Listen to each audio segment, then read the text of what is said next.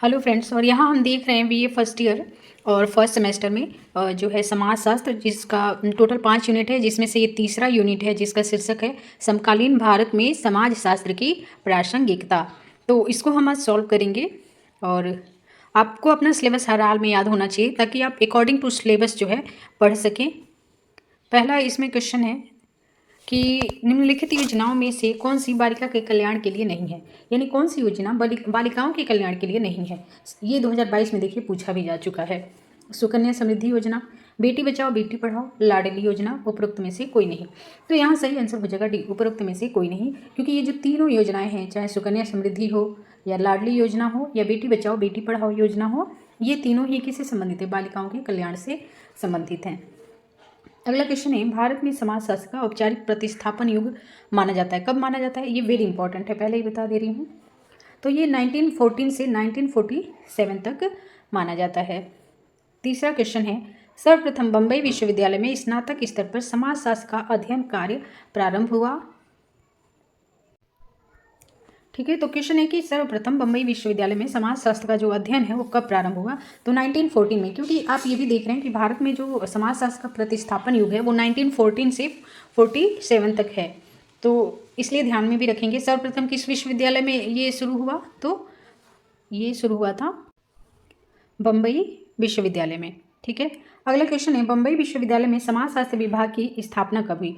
तो विभाग जो बना वो 1919 में बना। इसकी शुरुआत तो हो गई थी 1914 में, 1914 में, लेकिन जो विभाग कहते हैं ना कि अलग से समाजशास्त्र विभाग की स्थापना, वो हुई थी 1919 में। ये भी इंपॉर्टेंट है। 1914 में बम्बई विश्वविद्यालय में समाजशास्त्र पढ़ाना शुरू हुआ स्नातक स्तर पे, लेकिन इस विभाग की स्थापना 1919 में की गई।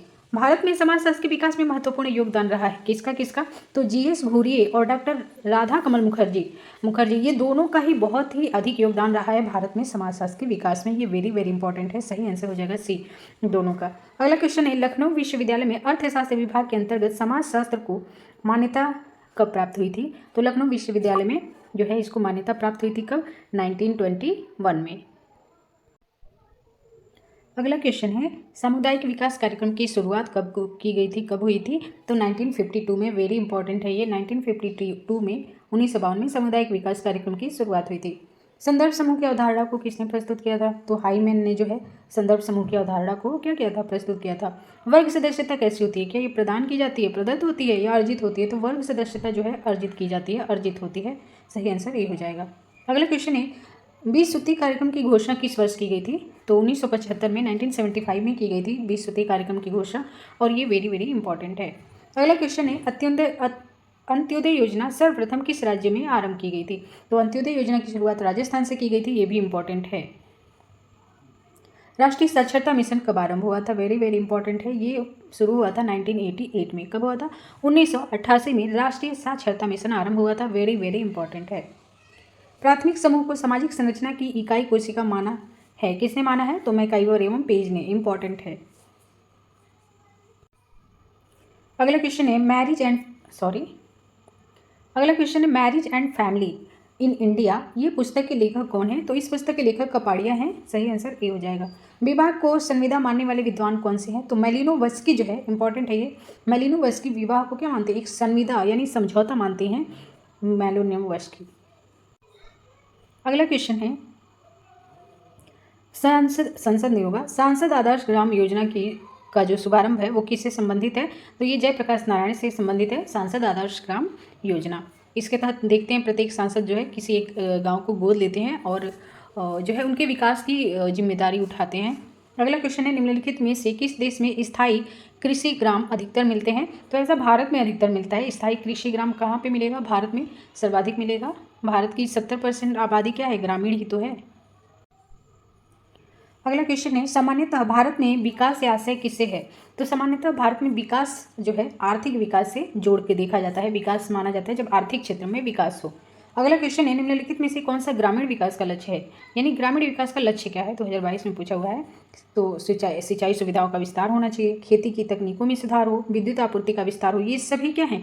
ग्रामीण विकास का लक्ष्य है। तो सही आंसर हो जाएगा डी। कॉमन सेंस का क्वेश्चन है, बहुत ही आसान है और ये पूछा जा चुका है। अगला क्वेश्चन है, ग्रामीण अर्थव्यवस्था के निम्नलिखित क्षेत्रों में से किस क्षेत्र को बदलना ग्रामीण विकास का लक्ष्य है? तो देखिए, ग्रामीण अर्थव्यवस्था को बदलने के लिए प्रथम जो प्राथमिक क्षेत्र है उसको बदलना अधिक आवश्यक है, क्योंकि जो प्राथमिक क्षेत्र है ना वो कृषि से संबंधित है, जबकि द्वितीय क्षेत्र विनिर्माण से और तृतीय क्षेत्र किससे संबंधित है, सर्विस सेक्टर से यानी सेवा से संबंधित है। तो ग्रामीण अर्थव्यवस्था में जो है कैसे परिवर्तन आएगा, कैसे वहाँ पे बदलाव होगा, जब कृषि क्षेत्र में बदलाव होगा। निम्न में से पूर्वा क्या कहलाता है, पूर्वा किसको कहा जाता है, तो छोटे गाँव को पूर्वा कहा जाता है, इंपॉर्टेंट है। सरल सेवा ग्राम आकार में होते हैं, कैसे होते हैं, छोटे होते हैं, यह आभार नहीं है, आकार है। निम्न में से क्या भारत में परिवर्तन के सामान्य कारण हैं, तो भारत में परिवर्तन का सामान्य कारण क्या हो सकता है, शहर के साथ संपर्क, औद्योगिक क्रांति, ये दोनों ही भारत में क्या है, परिवर्तन का कारण है। लोगों के जीवन स्तर में, उनके रहन सहन में, उनके संस्कृति में, हर चीज़ों में परिवर्तन आ रहा है। उनके आर्थिक कंडीशन में जो परिवर्तन आया है वो सभी जो है शहर से उनके संपर्क के कारण आया है और औद्योगिक क्रांति के कारण आया है। अगला जो क्वेश्चन है, क्या है, तुलनात्मक रूप से एक समरूप समाज कैसा समाज होता है, तो कृषक समाज होता है, सही आंसर ए हो जाएगा। निम्न में से क्या ग्रामीण समाज की प्राथमिक इकाई है, तो परिवार जो है ग्रामीण समाज की प्राथमिक इकाई है। अगला क्वेश्चन है, ग्राम एवं नगर दोनों समान है, यानी ग्राम और नगर दोनों समान है, इनमें न कोई दूसरे से अधिक प्राकृतिक है ना ही कृत्रिम, ये कथन किसका है, तो ये देसाई का कथन है, सही आंसर बी हो जाएगा। अगला क्वेश्चन है, ग्राम एवं नगर के पारस्परिक प्रभाव ने निम्न में से किस प्रक्रिया को जन्म नहीं दिया है, तो संस्कृतिकरण को जन्म नहीं दिया है। अगला क्वेश्चन है, फिलिप होशर के अनुसार ग्रामीण क्षेत्रों से शहरी क्षेत्रों में लोगों का प्रवेशन क्या कहलाता है, तो जनसंख्या अंतः स्फोटन कहलाता है, सही आंसर हो जाएगा ए, इंपॉर्टेंट है ये। अगला क्वेश्चन है, कृषक समाज की अवधारणा जो है किसने विकसित की है, तो कृषक समाज की अवधारणा जो है रॉबर्ट रेडफील्ड ने क्या की है, दी है। भारत की ग्राम पुस्तक के लेखक कौन है, तो भारत की ग्राम पुस्तक के लेखक हैं श्रीनिवासन, इंपॉर्टेंट है ये। अगला क्वेश्चन है, रचनात्मक ग्रामीण समाजशास्त्र के लेखक कौन है, रचनात्मक ग्रामीण ये जो है के लेखक कौन है, तो गीलेट जो है इसके लेखक हैं। अगला क्वेश्चन है, स्वतंत्रता पूर्व काल में ग्रामीण भारत में अंतरजातीय संबंध अधिकांश जिसके द्वारा परिचालित होते हैं वो क्या है, तो परंपरा और प्रभुता के संबंध, जिसके द्वारा क्या होता है, भारत में अंतरजातीय संबंध जो है परिचालित होते हैं। अगला क्वेश्चन है, प्रधानमंत्री आवास योजना का पुराना नाम क्या है, या पहले इसका क्या नाम था, तो इंदिरा आवास योजना नाम था। जिस वर्तमान में जो योजना है प्रधानमंत्री ग्रामीण आवास योजना, इसका प्रारंभ में इंदिरा आवास योजना नाम था, वेरी वेरी इंपॉर्टेंट। होमो हायरार्कीज पुस्तक निम्नलिखित में से किसने लिखी है, तो लुई ड्यूमा ने ये पुस्तक लिखी है, 2022 में ये क्वेश्चन पूछा जा चुका है।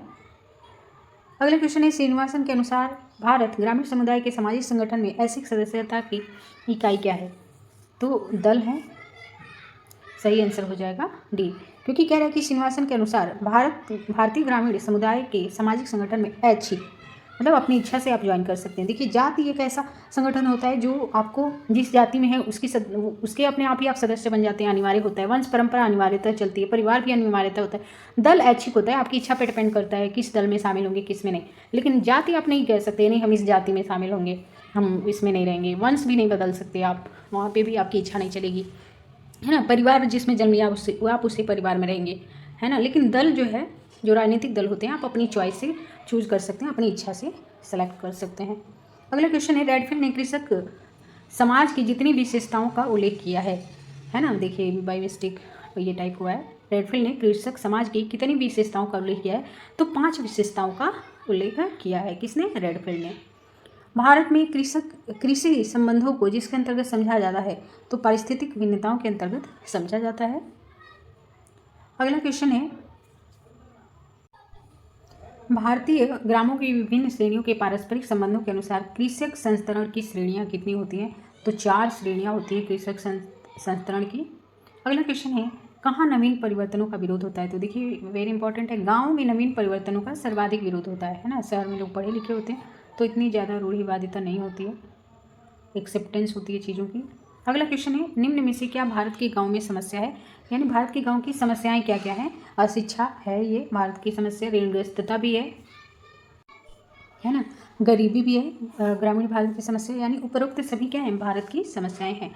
निम्न में से क्या ग्रामीण ऋणग्रस्तता का कारण है, तो देखिए पैतृक ऋण जो है ग्रामीण ऋणग्रस्तता का कारण होता है। माताएं इतनी ऋण लेती नहीं है कि परिवार ऋण में डूब जाए, और भातृ ऋण भी ये नहीं होता है, इसको पैतृक ऋण बोलते हैं।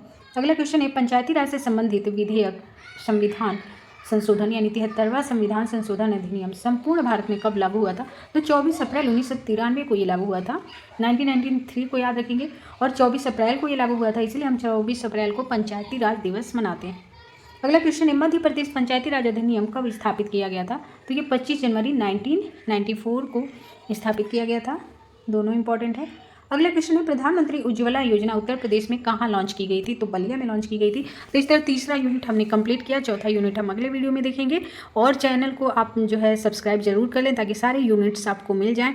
और वीडियो अच्छा लगता है तो लाइक और शेयर करें। धन्यवाद।